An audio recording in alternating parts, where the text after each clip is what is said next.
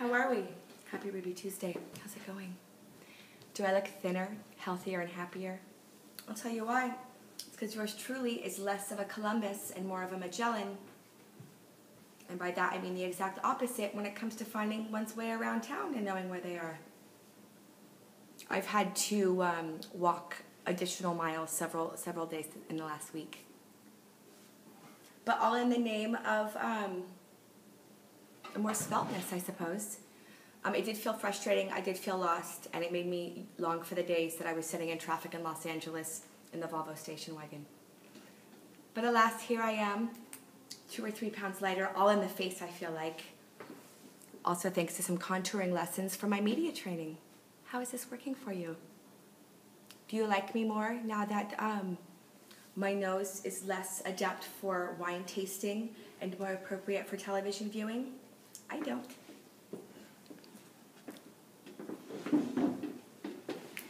I've been running around town, but I'll tell you, it's not easy in New York to find wine. You have to buy it at a special store. You can't drink it in public.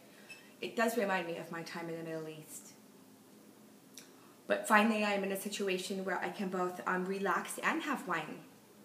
Even though I'm dehydrated from all of my extra trekking, what I have been doing is being my own personal Jesus. And by that, I mean I feel like my body is now converting wine into water because it's cold in New York. It doesn't make you want to chug the bottled water like you do when you're in LA. Not at all. It does make you want to chug the wine. And because it's colder here, you want to chug red wine. And in California, I always feel like I want to chug white wine because it's cooler.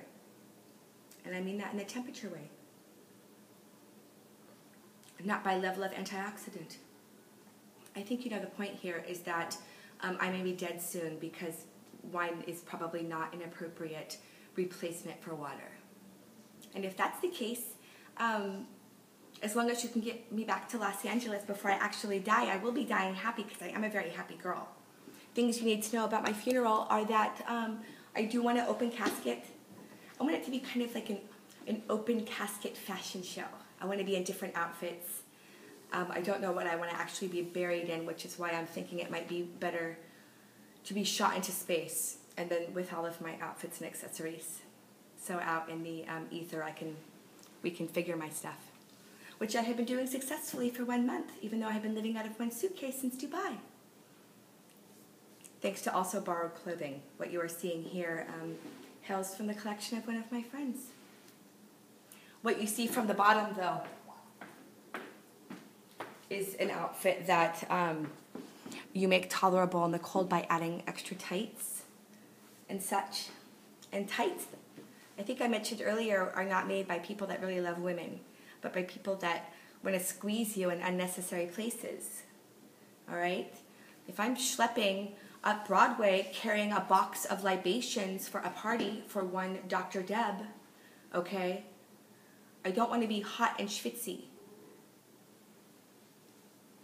And that's what happens if you are wearing 14 pairs of tights and you're lugging boxes around, all right? It's not a good combination.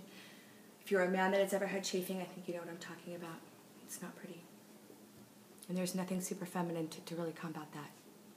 I don't know why we're talking about it other than I wish that instead of being my own personal Jesus and turning wine into water so that I could sustain myself, that maybe also I could turn inappropriate talk into something a little bit more palatable for, I don't know, like a dinner party or something, which is what I've been preparing for here. Because I'm about to leave in New York, and so I need to make all of my time count. If I haven't seen you yet, it isn't because I did not extend my trip to see you. It's because that, even if maybe we did see each other, I didn't talk to you about all of the things that we need to speak about. You might call that leaving you on the seat of your chair, but I call it a lack of going through the list of things I prepared to speak with you about before we met. I'm sorry for being unprepared. But I did bring wine, and for that, I wish you Ruby Tuesday.